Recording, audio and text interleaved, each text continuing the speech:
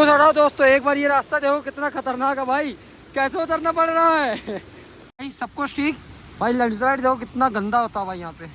एक बार ये रास्ता देखो, ये डंडे के सारे रास्ता बनाया हुआ, अब देखो कितना कठिन ट्रैक है भाई। और ये ट्रैक देखो से इतनी पतली से रास्ता, इसमें भी कीचड़ और फिसलन है। Welcome to guys my YouTube channel UP 90 वाला ब्लॉगर। तो आज के इस ब्लॉग में हम बात करने वाले हैं श्रीखंड कैलाश के बारे में। आपको श्रीखंड कैलाश जाना है तो कहाँ से, किस स्टेशन से और कैसे जाना होगा और टोटल कॉस्टिंग कितनी आएगी। तो अभी हम लोग रिसेंटली में ही श्रीखंड कैलाश होकर के आए थे। तो आप जब भी यात्रा को प्लान करें तो ज़्यादातर कोशिश ये करें, जब ये ऑफिशियली रूप से जुलाई के मंथ में खोली जाती है हर ईयर, तो तब ही अपनी यात्रा को प्लान करें, क्योंकि इस यात्रा में बहुत सारे कठिन पड़ाव हैं जिसे पार कर पाना बहुत ही ज़्यादा मुश्किल होता है। क्योंकि भाई यहाँ पर जो टीमें होती है ना, जैसे बाई चांस कभी बहुत सारी मतलब बरसात या बहुत ज़्यादा लैंडस्लाइड वगैरह होता है ना, तब आपको यहाँ की जो आर्मी होती है, पुलिस वगैरह लगाई जाती है, एनडीआरएफ की टीमें होती है, वही आपको हेल्प करती है रास्ता को पार कराने में। और जब आप ऑफिशियली तौर से यात्रा पे नहीं जाओगे तो आपको बहुत सारी दिक्कतों का सामना करना पड़ेगा। तो चलिए स्टार्ट करते हैं आज के ब्लॉग बिना किसी देरी के साथ। अगर आप इस यात्रा को करना चाहते हो तो इस यात्रा को पूरा करने के लिए सबसे पहले आपको दिल्ली रेलवे स्टेशन पहुंच जाना है। अगर आप कहीं से भी नहीं जाना चाहते, डायरेक्ट रामपुर बुशहर पहुंचना, तो सबसे पहले आपको दिल्ली पहुंचना होगा। तो जब आप दिल्ली पहुंच जाओगे तो दिल्ली कॉस्टिंग अप्रॉक्स 500 से 600 रुपये आपके यहाँ से रिजर्वेशन हो जाएगी, जो कि स्लीपर का रिजर्वेशन होता है, यही सबसे कम कॉस्टिंग का ही होता है। क्योंकि अगर आप जनरल पे आ रहे हो तो बहुत ज़्यादा दिक्कतें सामना करना पड़ेगी, क्योंकि इतना ज़्यादा सफ़र हो जाता है, फिर आप थक जाओगे। तो सबसे पहले आपको दिल्ली आना है, जिसका पहली कॉस्टिंग हो गई 500 से 600 रुपये। और जैसे ही आप दिल्ली उतरोगे तो दिल्ली से रामपुर बुशहर के लिए बसें वगैरह चलती रहती है। इसकी भी टाइमिंग कोई फिक्स नहीं होती, बट जैसे जैसे बसें आती जाती है रामपुर बुशहर के लिए, वहाँ से भेजा जाता है। तो सबसे पहले आपको दिल्ली आना है और वहाँ से 950 रुपये का बस का टिकट होता है, जो वहाँ की गवर्नमेंट बस होती है, जिसमें आपको बैठ करके जाना होगा। तो सबसे पहले आपको वो बस पकड़नी है और सीधे पहुँच जाएंगे आप रामपुर बुशहर। तो 500 रुपये की से 600 की कॉस्टिंग हुई आपकी दिल्ली तक की, और 950 से 1000 रुपये कॉस्टिंग हो गई है। तो अभी आपका टिकट अप्रॉक्स हो रहा है 1600 रुपये, और बाकी आप खाने का आपका जितना भी आ रहा है ये आप अपना बजट जोड़ लीजिएगा। 1600 रुपये टिकट यहाँ हुआ। अब रामपुर से आपको मिलेगी बागी पुल के लिए बस। तो रामपुर से जब भी आप बागी पुल जाएंगे, वहाँ का बस का किराया 90 से 95 रुपीज़ होता है, 100 रुपीज़ अप्रॉक्स ले करके चलिए। तो ये हो गया 1700 रुपये। आप बागी पुल से आपको गाँव के लिए कारें मिलती हैं।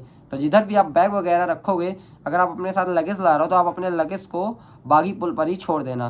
तो यहाँ से आप 100 रुपीज़ दे करके पहुँच जाओगे गाँव जैसे ही पहुँचोगे, अगर ऑफिशियली रूप से यात्रा चालू हो रही है तो कार वाले आपको उस पॉइंट पर छोड़ेंगे जहाँ पर जो लोग भंडारा कराते हैं, तो वहीं पर ही रुकने की थोड़ी बहुत व्यवस्था होती है। तो वहाँ पर पहले आप पहुँचोगे, थोड़ा देर आराम करो और वहीं से भंडारा कर करके निकल जाओ सबसे पहले थाचड़ू के लिए।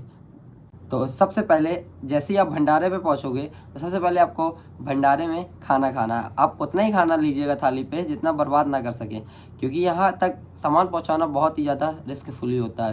क्योंकि वही रास्ते आपने जब आ रहे होगे तब आपने रास्ते देखे होंगे बहुत ही ज़्यादा रिस्की होते हैं।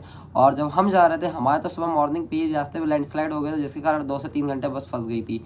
तो सबसे पहले आप आओगे गाँव के उस पॉइंट पे आप खड़े होगे, कार वाला आपको वहाँ पर ला करके छोड़ेगा जहाँ पर भंडारा हो रहा होगा। तो आपने भंडारा खाने के बाद सबसे पहले निकल जाना सिंघाड़ के लिए। अगर आप रजिस्ट्रेशन करा करके नहीं ला रहे हो या रजिस्ट्रेशन आपका पहले से है, तो आपको सबसे पहले आकर के वहाँ पर रजिस्ट्रेशन चेक कराना। अगर आपके पास रजिस्ट्रेशन नहीं है तो आपको वहीं से ही रजिस्ट्रेशन हो जाएगा, सिर्फ आपको अपने साथ आधार कार्ड लाना होगा।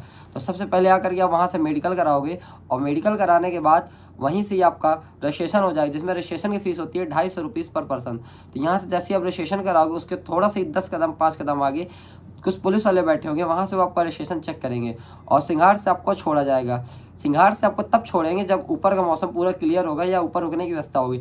तो कोशिश आपको ये करना है कि पहले दिन आपको जा करके सीधे सीधे भीमद्वारी पर रुकना। तो सिंघाड़ उसका पहला पॉइंट होता है स्टे का, और सेकंड पॉइंट होता है थाचड़ू। तो या तो आप सिंघाड़ पर रुक जाओ, अगर आपको मौसम नहीं क्लियर है तो पहले आप सिंघाड़ रुक जाओ, वरना अगर मौसम थोड़ा भी क्लियर है सबसे पहले आप जाकर थाचड़ू रुको, क्योंकि थाचड़ू यहाँ से समथिंग 3 से 4 घंटे की रास्ता होती है। तो कोशिश तो पहले ये करना, अगर मौसम पूरा क्लियर है तो सबसे पहले आपको जा करके रुकना है भीमद्वारी। अब भीमद्वारी से रात के आपको 1 से 1:30 बजे ट्रैक स्टार्ट करना है। तो इसके बहुत सारे पॉइंट होते हैं। सबसे पहले जैसे होता है सिंघाड़, और दूसरा होता है कुंसा, तीसरा काली टॉप, और उसके बाद होता है हमारा थाचड़ू। थाचड़ू के बाद थाचड़ू होता है हमारा सेकंड पॉइंट, सिंघाड़, थाचड़ू और कुंसा और काली टॉप। और इसके बाद का पॉइंट आता है वो आता है भीमद्वारी। भीमद्वारी के बाद आता है पार्वती बाग, और पार्वती बाग के बाद सीधे दर्शन होते हैं आपके श्रीखंड महादेव से। तो सबसे पहले आप पहुंच जाओगे भीमद्वारी। भीमद्वारी पहुंच के आपको स्टे करना है, क्योंकि आप पार्वती बाग उस समय नहीं जा पाओगे, क्योंकि वो ट्रैक होता है जो उसको रस्सी के सहारे ऊपर चढ़ना होता है, वो बहुत ही ज़्यादा टफ ट्रैक होता है। आपको बहुत बड़ा झरना क्रॉस करना होता है, जिसके लिए आपके पास शरीर पे ताकत होना चाहिए, क्योंकि उसका जो फ्लो होता है, बहाव होता है, अगर झरना तेज़ बह रहा है तो आप बिना थकान के उसको कर सकते हो, क्योंकि उसको आपको पार करने के लिए बहुत ज़्यादा दिक्कतें आएंगी। आपको कभी कभार ऐसा हो जाता है कि जब वहाँ पानी का फ्लो ज़्यादा होता है तो वहाँ पर एनडीआरएफ की टीम ही क्रॉस कराती है। तो अभी जैसे ये वीडियो पे मैं दिखा रहा हूँ, ये वीडियो देखो, ये वीडियो है उसी जगह की जिधर का जो आपको मतलब झरना होता है, वो झरना क्रॉस करना होता है। ये अभी तो आज कम बह रहा है, बट ये उस समय बहुत ज़्यादा बह रहा था जब हमने रात के क्रॉस किया था 1:30 बजे। तो इसको क्रॉस करने के बाद आप पहुँचोगे पार्वती बाग। तो समथिंग 1.5 घंटे में, मैं तो पहुँच गया था 1 घंटे में ही, तो 1.5 से 2 घंटे में आप पहुँच जाओगे पार्वती बाग।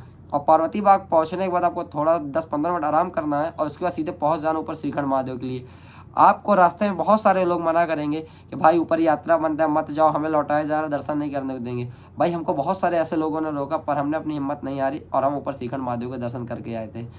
ऐसे न जाने कितने सारे लोग वापस लौट गए थे, जिसके लोगों ने उम्मीद और भरोसे तोड़ दिए थे, बट हमने ऐसा नहीं हुआ हमारे साथ। हमने अपने भगवान पर विश्वास रखा और हम ऊपर दर्शन करके आए।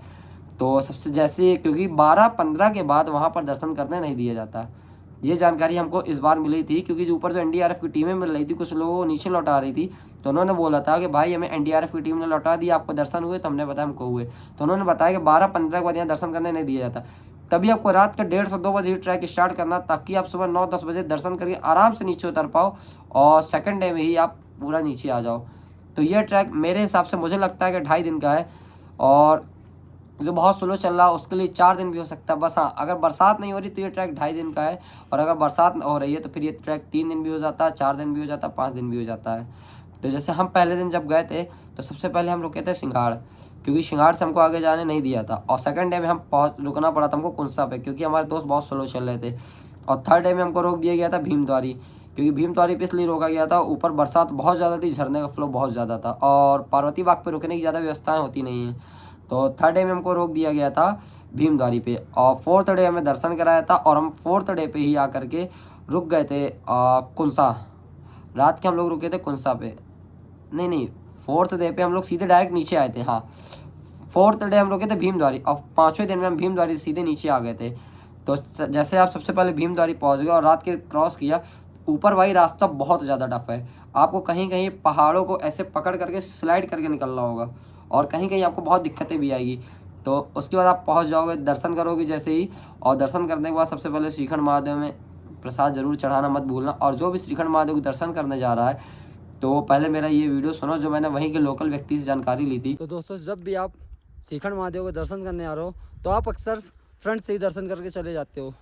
तो एक बार आपको क्या करना है, उन्हीं के बगल से रास्ता गई है, तो आपको पीछे तरफ से आकर के भी दर्शन करना है। बाकी जो इसका रहस्य है ये भैया बताएंगे। बताइए भैया। एक्चुअली ये माना जाता है ना, इसका जो फ्रंट साइड है ये वाली साइड है, और पीछे वाली साइड वो बैक साइड है। तो यहाँ पे जो है वो भस्मासुर का वध किया था शिव भगवान, वध नीचे किया था, लेकिन भाग के वो यहाँ पे आए थे। हाँ। और इनके साथ ही जो पीछे 2-3 आपने देखी शिलाएं, हाँ। वो माना जाता है कि माँ पार्वती और गणेश भगवान की है। और कार्तिकेय भगवान उस टाइम कुछ नाराज़ चल रहे थे, तो कार्तिकेय भगवान का स्थान पीछे वहाँ पे है। अच्छा भैया, तो अब जब भी आप श्रीखंड महादेव के दर्शन करने आना, तो एक बार आप पीछे से आकर के भी दर्शन करना है, क्योंकि शिव जी के अगर दर्शन करने हैं तो वो आपको पीछे आकर के दर्शन होंगे, पीछे मुख है, क्योंकि उनका मुख पीछे तरफ ही है। हाँ।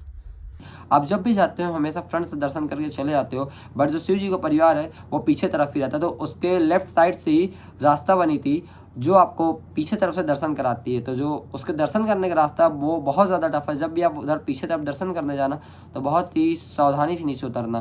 तो ये वीडियो देखो, ये पीछे तरफ का वीडियो है, और यहीं पर ही शिव जी रहते थे। तो और यहीं से आपको पीछे दर्शन करना, और बाकी जानकारी ये मेरे वहीं के लोकल एक भाई ने दी थी, तो बाकी जानकारी आप देख लो। और उसके बाद दर्शन करने के बाद आपको कोशिश करना है कि आप भाई सीधे सीधे कुंसा आकर के रुको, क्योंकि काली टॉप की जो चढ़ाई भाई वो बहुत ज़्यादा टफ है। तो आप कुंसा आ जाओ तो आपको नाइट का स्टे आराम से मिलेगा, और अगले दिन आप समय से नीचे उतर पाओगे, ताकि अगले डे की जर्नी आपकी पूरी बराबर तरह से रह सके। और अप्रॉक्स देखो मैं एक टोटल खर्च बताता हूँ। जैसे पहले आप दिल्ली आए तो दिल्ली आने का 600 रुपये खर्च हुआ, और दिल्ली से फिर 950 रुपये की बस ली, आप पहुँचे रामपुर बुशहर। 950 हज़ार ये मानो, 600 मानो 1600। 1600 के बाद 100 रुपये 100 रुपये आपका लगा बागी पुल तक का, और 100 रुपये लगा आपका गाँव का। तो ये हो गया 16 दो 1800 रुपये। 1800 के बाद आपको जब भी ऑफिशियली यात्रा पर आओगे तो सिंघाड़ पे आपको रुकने की व्यवस्था फ्री होगी। तो सिंघाड़ पे आप थोड़ा देर आराम करोगे। इसके बाद जब ऊपर जाओगे तो जो वहाँ का गवर्नमेंट रेट होता है, ये गवर्नमेंट रेट की लिस्ट है जो मैं दिखा रहा हूँ। बाकी इस रेट से आपका पर पर्सन ओवर अप्रॉक्स खर्च आएगा। तो टोटल का खर्च लास्ट में एक एस्टिमेट बना करके वीडियो के एंड पे डालूंगा, वो आप देख लेना कि ये खर्चा यहाँ पर आने वाला है। तो भाई बाकी आपकी यात्रा मंगलमय होगी। बस किसी की बातों पर मत आए, भगवान से ऊपर भरोसा रखें और वो आपकी यात्रा को सफलतापूर्वक पूरी करा देंगे। हर हर महादेव। अगर आपको मेरा व्लॉग पसंद आया हो तो लाइक कमेंट शेयर ज़रूर करना।